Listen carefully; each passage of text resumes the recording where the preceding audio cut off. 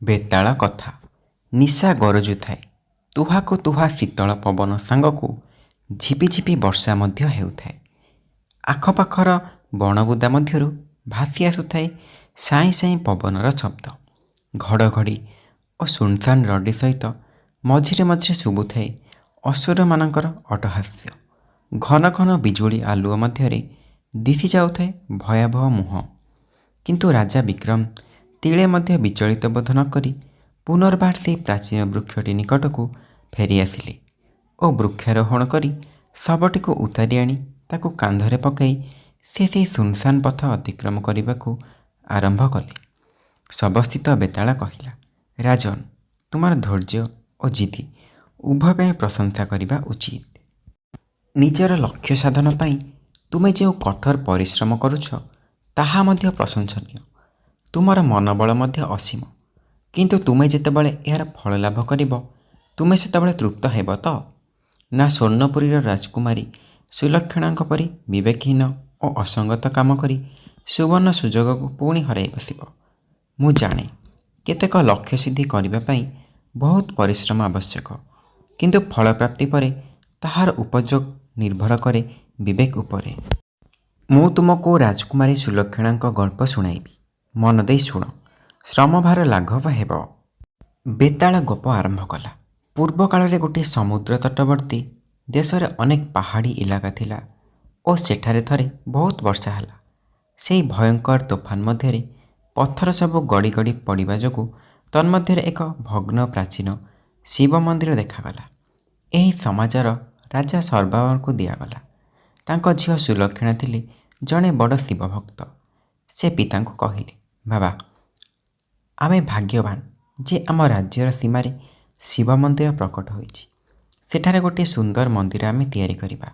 ସେହି ମନ୍ଦିର ନିର୍ମାଣ କାର୍ଯ୍ୟ ମୁଁ ନିଜେ ପର୍ଯ୍ୟବେକ୍ଷଣ କରିବି। ରାଜା ସ୍ୱୀକୃତି ଦେଲେ। ଶୁଭ ମୁହୂର୍ତ୍ତ ଦେଖି କାର୍ଯ୍ୟ ଆରମ୍ଭ କରାଗଲା। ଶ୍ରମିକମାନେ ଓ ଶିଳ୍ପୀମାନେ କାମରେ ଲାଗି ପଡ଼ିଲେ।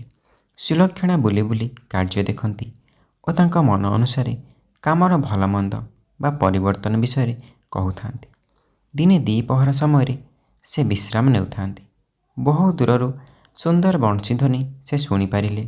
ସମସ୍ତେ କାମରେ ଲାଗିଥାନ୍ତି, କିନ୍ତୁ ସୁଲକ୍ଷଣା ସେହି ମୁରଲୀ ଧ୍ୱନି ପ୍ରତି ଆକୃଷ୍ଟ ହୋଇ ସେହି ଆଡ଼କୁ ଚାଲିଗଲେ। କିଛି ଦୂର ଯିବା ପରେ ଏକ ସବୁଜ ପ୍ରାନ୍ତରରେ ଅନେକ ଛେଳି ମେଣ୍ଢା ଚରୁଥାନ୍ତି।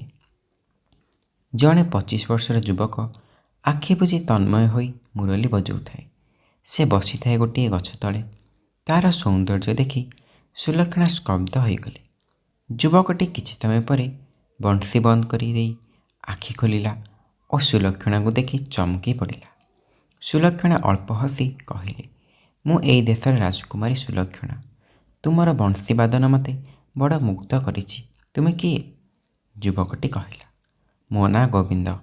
ଏତିକି କହି ସେ ସୁଲକ୍ଷଣାକୁ ପ୍ରଣାମ କଲା ଓ ଗାଈ ଛେଳିମାନଙ୍କୁ ଡାକି ଡାକି ସେଠାରୁ ଚାଲିଗଲା। ସୁଲକ୍ଷଣା ତା ସହିତ ଦେଖା କରିବାକୁ ଯାଆନ୍ତି। ତାଙ୍କୁ ଯେଉଁ ସ୍ୱର ଭଲ ଲାଗେ ଗୋବିନ୍ଦ ତାହା ବଂଶୀରେ ବଜାଇ ତାଙ୍କୁ ଶୁଣାଉଥାଏ। ଗୋବିନ୍ଦ ସୁଲକ୍ଷଣାକୁ ମୁରଲୀ ବଜାଇବାକୁ ମଧ୍ୟ ଶିଖାଇଲା। ସୁଲକ୍ଷଣା ମଧ୍ୟ ତାକୁ ସାମାଜିକ ବ୍ୟବହାର ଇତ୍ୟାଦି ଶିଖାଇଲେ। ଦୁହେଁ ଦୁହିଁଙ୍କ ଅଜାଣତରେ ପରସ୍ପର ପ୍ରତି ଅତି ଘନିଷ୍ଠ ହୋଇ ଉଠିଲେ। ଦିନେ ବଂଶୀ ବାଦନ କରୁ କରୁ ସୁଲକ୍ଷଣାଙ୍କର କାଶ ଉଠିଲା। ଗୋବିନ୍ଦ କହିଲା, ଏଇ ପାଖରେ ମୋର ଆଈର ଘର। ସେଇ ମୋତେ ଛୁଆବେଳଠୁ ମଣିଷ କରିଛି। ତାଙ୍କ କୂଅ ପାଣି ବଡ଼ ମଧୁର। ସେଇଠାକୁ ଚାଲନ୍ତୁ, ଟିକିଏ ପାଣି ପିଇବେ। ଗୋବିନ୍ଦ ଓ ତାର ଆଈ ରହୁଥିବା କୁଟୀରଟି ଅତି ସୁନ୍ଦର।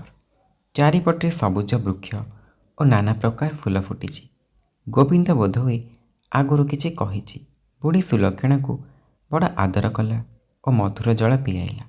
ସୁଲକ୍ଷଣା କହିଲେ, ତୁମର ଏଇ ଫୁଲଗୁଡ଼ିକ ସୁଗନ୍ଧରେ ଭରା। କି ସୁନ୍ଦର ଏହି ସ୍ଥାନଟି। ବୁଢ଼ୀ କେତେକ ମଲ୍ଲି ଫୁଲ ଆଣି ମାଳାଟିଏ ବନାଇ ସୁଲକ୍ଷଣାକୁ ଦେଲା। ସୁଲକ୍ଷଣା ତାକୁ ବେଣୀରେ ବାନ୍ଧିଲେ। ତାପରେ ଗୋବିନ୍ଦ ତାଙ୍କୁ ନେଇ ପାହାଡ଼ ପାଖରେ ଛାଡ଼ିକି ଆସିଲା। ସେହିଦିନ ଦିନ ଓ ରାତି ସୁଲକ୍ଷଣା କେବଳ ଗୋବିନ୍ଦ କଥା ହିଁ ଭାବୁଥିଲେ। ମନ ମଧ୍ୟରେ ଗୋଟିଏ ସଂକଳ୍ପ କଲେ, ଯଦି ବିବାହ କରିବି ତ ଗୋବିନ୍ଦକୁ ହିଁ କରିବି। ସେହିଦିନ ରାତ୍ରିରେ ରାଜା ଝିଅ ପାଖକୁ ଆସି କହିଲେ, ସୁଲକ୍ଷଣା, ଏବେ ତୋର ବିବାହ ବୟସ ହୋଇଛି। ଉଦୟଗିରିର ଯୁବରାଜ ତୋ ସହିତ ବିବାହ କରିବାକୁ ପ୍ରସ୍ତାବ ଦେଇଛନ୍ତି। ତାଙ୍କର ଭଲ ମନ୍ଦ ତ ଆମେ ଜାଣିନାହୁଁ, ତେଣୁ ମୁଁ ତାଙ୍କୁ ଏଠାକୁ ଆସି 2 ଦିନ ରହିବା ପାଇଁ କହିଛି। କାଲି ସନ୍ଧ୍ୟା ସୁଦ୍ଧା ସେ ଏଠାରେ ପହଞ୍ଚିବେ ଓ 2-3 ଦିନ ରହିବେ। ଏହି ସମୟ ମଧ୍ୟରେ ତୁ ତାଙ୍କ ସହ ବାର୍ତ୍ତାଳାପ କରି କହିବୁ ଯେ ତୋର ପସନ୍ଦ ହେଲା କି ନାହିଁ, କାରଣ ତୋର ଇଚ୍ଛା ବିରୁଦ୍ଧରେ ମୁଁ କଦାପି ବିବାହ କରିବି ନାହିଁ।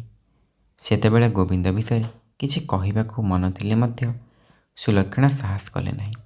ପରଦିନ ଦ୍ୱିପ୍ରହରକୁ ସୁଲକ୍ଷଣା ପୁଣି ଗୋବିନ୍ଦକୁ ଯାଇ ଦେଖା କଲେ।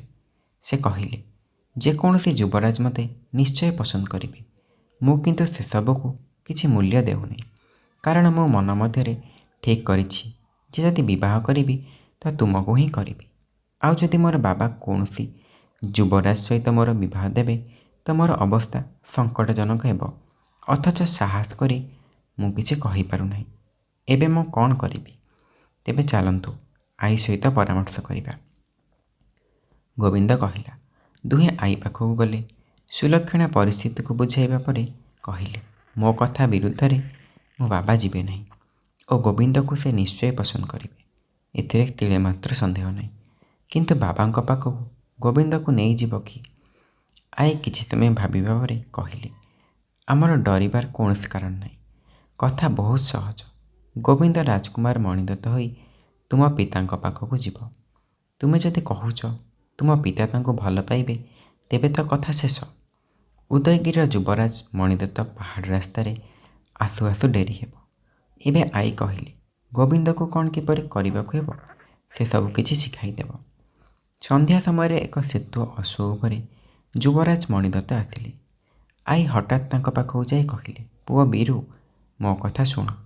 ଖାଇସାରି ତୁ ଯାଇ ପାରୁ ଆଗ ଖାଇଦେ, ତାପରେ ଯିବୁ। ମଣିଦତ୍ତ ଆଶ୍ଚର୍ଯ୍ୟ ହୋଇ କହିଲେ, ଆଈ, ମୁଁ ବୀର ନୁହଁ, ମୁଁ ଉଦୟଗିରିର ଯୁବରାଜ ମଣିଦତ୍ତ। ଏତିକି କହି ସେ ଘୋଡ଼ାରୁ ଓହ୍ଲାଇଲେ। ପାଖରେ ଗୋବିନ୍ଦ ଠିଆ ହୋଇଥିଲା।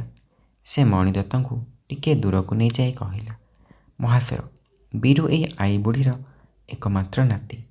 ଅନେକ ଦିନ ପୂର୍ବର କଥା। ଦେଶରେ ଯୁଦ୍ଧ ଲାଗିଥାଏ। ରାଜାଙ୍କ ଡକରା ଆସିଥିଲା। ଯୁଦ୍ଧ ପାଇଁ ସେତେବେଳେ ବୀରୁ ଖାଇ ବସିଥିଲା। ସେଇଠାରୁ ଉଠି ଚାଲିଗଲା ଓ ଯୁଦ୍ଧକ୍ଷେତ୍ରରେ ମରିଗଲା। ସେହି ଦିନଠାରୁ ବୁଢ଼ୀ ଏପରି ପାଗଳାମି କରୁଛି। ତା ଘରକୁ ଯାଇ ତା କଥା ରକ୍ଷା କଲେ ସେ ମନରେ ବଡ଼ ଶାନ୍ତି ପାଇବ। ନାତି କଥା ଭାବି ଭାବି ପ୍ରାୟ ପାଗଳ ହୋଇଯାଇଛି। ଏହି ମନଗଢ଼ା କାହାଣୀଟି ଶୁଣି ଦୟା କରୁଣାରେ ପୂର୍ଣ୍ଣ ମଣିଦତ୍ତ ବୁଢ଼ୀକୁ ଧରି ପକାଇ କହିଲେ, ଆଈ, ମୋତେ ଭୋକ ଲାଗୁଛି, କିଛି ଖାଇବାକୁ ଦିଅ। ଆଈ ତାକୁ ଭିତରକୁ ଡାକି ନେଇ ଖାଇବାକୁ ଦେଲା। ମଣିଦତ୍ତ ଖାଇବାକୁ ଚାହୁଁନଥିଲେ, କିନ୍ତୁ ସେ ବୁଢ଼ୀକୁ ଖୁସି କରିବାକୁ ବାଧ୍ୟ ହୋଇ ଖାଇଲେ। ଖାଇବା ପରେ ଖଟରେ ଶୋଇପଡ଼ିଲେ। ସେତେବେଳେ ବୁଢ଼ୀ ଗୋବିନ୍ଦକୁ କହିଲେ, ମୁଁ ଖାଦ୍ୟରେ କିଛି ନିଶାଦ୍ରବ୍ୟ ମିଶାଇ ଦେଇଛି। ମଣିଦତ୍ତ କାଲି ସନ୍ଧ୍ୟା ପର୍ଯ୍ୟନ୍ତ ଶୋଇବେ। ତୁ ତାଙ୍କ ପୋଷାକ ପିନ୍ଧି ରାଜଭବନକୁ ଚାଲିଯା। ଗୋବିନ୍ଦ ମଣିଦତ୍ତ ବୋଲି ନିଜକୁ କହି ରାଜଭବନରେ ପହଞ୍ଚିଲା।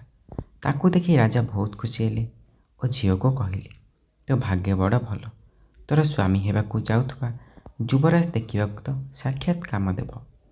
ସୁଲକ୍ଷଣା ବହୁତ ଖୁସି ହେଲେ। ପରଦିନ ସନ୍ଧ୍ୟାବେଳକୁ ସେମାନଙ୍କର ନୌକା ବିହାର ପାଇଁ ରାଜା ବନ୍ଦୋବସ୍ତ କଲେ। ନୌକା ବିହାରକୁ ଯିବା ପୂର୍ବରୁ ଜଣେ ପରିଚାରିକା ସୁଲକ୍ଷଣାଙ୍କ କକ୍ଷକୁ ଆସି କହିଲା, ଜଣେ କିଏ ବୁଢ଼ୀ ଆପଣଙ୍କ ପାଇଁ ମଲ୍ଲି ଫୁଲର ହାର ଆଣିଛି ଓ କହୁଛି ନିଜେ ହିଁ ସେ ଆପଣଙ୍କୁ ଫୁଲମାଳା ଦେବ। ଏକଥା ଶୁଣିବା ମାତ୍ରେ ସୁଲକ୍ଷଣା ବୁଝିଗଲେ ବୁଢ଼ୀଟି କିଏ। ସେ ଭିତରକୁ ତାକୁ ଡାକି ଆଣିବା ପରେ ପଚାରିଲେ। କିଛି ସମୟ ପରେ ସୁଲକ୍ଷଣାଙ୍କ କକ୍ଷରେ ପ୍ରବେଶ କରିବା ମାତ୍ରେ ବୁଢ଼ୀ କହିଲା, ରାଜକୁମାରୀ, ସେହି ଯୁବରାଜ ଭୟଙ୍କର ଜ୍ୱରରେ ପୀଡ଼ିତ। ତାଙ୍କର ପ୍ରାୟ ଅଚେତନ ଅବସ୍ଥା। ମୋତେ ଡର ଲାଗୁଛି। ତୁମେ ରାଜବୈଦ୍ୟଙ୍କୁ ନେଇ ତୁରନ୍ତ ଆସ। ଭଗବାନ କରନ୍ତୁ ସେ ଠିକ୍ ହୋଇଯାଆନ୍ତୁ। ବୁଢ଼ୀକୁ ଘରକୁ ପଠାଇ ଦେଇ ସୁଲକ୍ଷଣା ଉଦ୍ୟାନରେ ଗୋବିନ୍ଦ ସହିତ ଦେଖା କରି ସବୁ କଥା କହିଲେ। ତାପରେ ସେ କହିଲେ, ମୁଁ ରାଜବୈଦ୍ୟକୁ ନେଇ ତୁରନ୍ତ ଆଈଙ୍କ ଘରକୁ ଯାଉଛି। ମୁଁ ବୁଝିପାରୁନାହିଁ ଯେ ତୁମେ କାହିଁକି ମଣିଦତ୍ତଙ୍କ ପାଇଁ ଏତେ ବ୍ୟସ୍ତ ହୋଇପଡ଼ୁଛ। ଆମର କାର୍ଯ୍ୟକ୍ରମ ତ ଆଗରୁ ଠିକ୍ ହୋଇଛି। ନୌକା ବିହାର ନ ଗଲେ ବଡ଼ ଅସୁବିଧା ହେବ, ଗୋବିନ୍ଦ କହିଲା। ସୁଲକ୍ଷଣା କିଛି ନ କହି ସେଠାରୁ ଚୁପଚାପ ଚାଲିଗଲେ ଓ ରାଜବୈଦ୍ୟଙ୍କୁ ନେଇ ଆଈଙ୍କ ଘରକୁ ଗଲେ। ସେଠାରେ ରାଜବୈଦ୍ୟ ଚିକିତ୍ସା ଆରମ୍ଭ କରିଦେଲେ। ସେ କହିଲେ, ଭୟ କରିବାର କୌଣସି କାରଣ ନାହିଁ। ଅଳ୍ପ ସମୟ ମଧ୍ୟରେ ସେ ଭଲ ହୋଇଯିବ। ବୈଦ୍ୟଙ୍କର କିଛିଟା ସନ୍ଦେହ ହେଲା। ତାପରେ ସେ ରାଜାଙ୍କ ପାଖକୁ ଯାଇ ସବୁ କଥା କହିଲେ। ସୁରବର୍ମା ସଙ୍ଗେ ସଙ୍ଗେ କିଛି ସୈନିକ ନେଇ ଆସି ଆଈର କୁଟୀର ନିକଟରେ ପହଞ୍ଚିଲେ। ସେତେବେଳକୁ ମଣିଦତ୍ତଙ୍କର ହୋସ୍ ଫେରିଲାଣି ଓ ସେ ଧୀରେ ଧୀରେ କଥା କହୁଥିଲେ। ସୁଲକ୍ଷଣା ବସି ବସି ଶୁଣୁଥିଲେ। ରାଜା ସେଠାରେ ପହଞ୍ଚି ପ୍ରଶ୍ନବାଚୀ ଦୃଷ୍ଟିର ଝିଅକୁ ଚାହିଁଲେ। ସୁଲକ୍ଷଣା ରାଜାଙ୍କ ହାତ ଧରି ଦୂରକୁ ନେଇଯାଇ ସମସ୍ତ ଘଟଣା କହିଲେ। ଗୋବିନ୍ଦକୁ ଏସବୁ ନାଟକ କରିବା ପାଇଁ ସେ ଯେ ପ୍ରଶ୍ରୟ ଦେଇଥିଲେ ସେ କଥା ସେ ସ୍ୱୀକାର କଲେ। ରାଜା ଗୋବିନ୍ଦକୁ ମୂଳରୁ ପସନ୍ଦ କରିଥିଲେ ବୋଲି ପରେ ଗୁଣଗାନ କରୁଥିଲେ ଓ ତାକୁ ଜାମାତା କରିବାରେ ତାଙ୍କର ଟିକିଏ ହେଲେ ଦ୍ୱନ୍ଦ୍ୱ ନଥିଲା। କିନ୍ତୁ ରାଜା କହିଲେ, ଏପରି ନାଟକ ସବୁ କରିବାର ଦରକାର କ'ଣ ଥିଲା? ତୁ ପ୍ରଥମେ ମଣିଦତ୍ତକୁ କ୍ଷମା ମାଗିବା ପରେ ଯାଇ ତୋର ଗୋବିନ୍ଦ ସହିତ ବିବାହ ହେବ। ବାବା, ଆପଣ ହିଁ ମୋତେ କ୍ଷମା କରିଦିଅନ୍ତୁ। ନାନା ପ୍ରକାର ଜଟିଳତା ଜୀବନ ମଧ୍ୟରେ ସୁଖମୟ ଜୀବନ ହୁଏ ନାହିଁ। ମୁଁ ମଣିଦତ୍ତକୁ କ୍ଷମା ମାଗିବି, କିନ୍ତୁ ବିବାହ କରିବି ମଣିଦତ୍ତଙ୍କୁ, ଗୋବିନ୍ଦକୁ ନୁହେଁ। ଏବେ ମୁଁ ମୋର ଭୁଲ ବୁଝିପାରିଛି ଓ ସବୁ କିଛି ହୃଦୟଙ୍ଗମ କରିପାରିଛି। ବେତାଳ କାହାଣୀଟି ଶୁଣି ସାରିବା ପରେ କହିଲା, ରାଜନ, ସୁଲକ୍ଷଣାଙ୍କର ପ୍ରଥମେ ଭୟ ଥିଲା କି ରାଜା ହୁଏତ ଗୋବିନ୍ଦକୁ ପସନ୍ଦ କରିବେ ନାହିଁ। କିନ୍ତୁ ରାଜାଙ୍କର ଯେତେବେଳେ କୌଣସି ଆପତ୍ତି ନଥିଲା, ସୁଲକ୍ଷଣା କାହିଁକି ଗୋବିନ୍ଦକୁ ଛାଡ଼ି ମଣିଦତ୍ତଙ୍କୁ ବିବାହ କରିବାକୁ ସ୍ଥିର କଲେ? ମୋତେ ଏହା ଅବିବେକୀର କାର୍ଯ୍ୟ ପରି ଲାଗୁଛି ଏବଂ ଅସଙ୍ଗତ ମଧ୍ୟ ଲାଗୁଛି। ମୋର ଏ ସନ୍ଦେହକୁ ଦୂର କରିବାକୁ ଚେଷ୍ଟା କର। ଉତ୍ତର ଜାଣି ଯଦି ନ କହିବ ତେବେ ତୁମର ଚିର ହେବ ଛିଦ। ରାଜା ବିକ୍ରମ କହିଲେ, ବେତାଳ ଗୋବିନ୍ଦର ସାଧାରଣ ଚିନ୍ତାଶକ୍ତି ମଧ୍ୟ ନଥିଲା, ତାପରେ ପୁଣି ସ୍ୱାର୍ଥପର। କିନ୍ତୁ ମଣିଦତ୍ତ ଜଣେ ଅଜଣା ବୁଢ଼ୀର ସନ୍ତୋଷ ପାଇ ରାଜଭବନ ଯାଉଥିବା ରାସ୍ତାରେ ଅଟକିଗଲେ। ଏଥିରୁ ମନେ ହୁଏ ଯେ ଦୟାଳୁ ଅନ୍ୟର ଦୁଃଖ ଦୂର କରିବାର ପ୍ରବୃତ୍ତି ତାଙ୍କ ମଧ୍ୟରେ ରହିଛି। ଗୋବିନ୍ଦ ମିଥ୍ୟା କାହାଣୀ କହି ତାଙ୍କୁ ରଖାଇଛି, ଯାହାକୁ ବିଶ୍ୱାସ କରି ମଣିଦତ୍ତ ସେଇଟାରେ ଖାଇଲେ, ରହିଲେ ଓ ଅସୁସ୍ଥ ହୋଇପଡ଼ିଲେ। ମଣିଦତ୍ତଙ୍କ ଅସୁସ୍ଥତା ଜାଣିବା ପରେ ମଧ୍ୟ ଗୋବିନ୍ଦ ମଧ୍ୟରେ କୌଣସି ସହାନୁଭୂତି ନାହିଁ। ସେଥିପାଇଁ ସୁଲକ୍ଷଣା ଭାବିଲେ, ଏପରି ଏକ ବିଦ୍ୟା ବୁଦ୍ଧିହୀନ, ସ୍ୱାର୍ଥପର, ଶ୍ରଦ୍ଧା ସହାନୁଭୂତିହୀନ ବ୍ୟକ୍ତି ତାଙ୍କର ସ୍ୱାମୀ ହେଲେ ରାଜ୍ୟର ଭବିଷ୍ୟତ କ'ଣ ହେବ? ତେଣୁ ସେ ଗୋବିନ୍ଦକୁ ପ୍ରତ୍ୟାଖ୍ୟାନ କରି ମଣିଦତ୍ତଙ୍କୁ ବିବାହ କରିବା ପାଇଁ ସ୍ଥିର କଲେ। ରାଜାଙ୍କ ମୌନ ଭାଙ୍ଗିଗଲା। ପୂର୍ବ ସର୍ତ୍ତ ଅନୁସାରେ ବେତାଳ ତାଙ୍କ କାନ୍ଧରୁ ଖସି ଯାଇ ଗଛ ଡାଳରେ ଝୁଲି ପଡ଼ିଲା।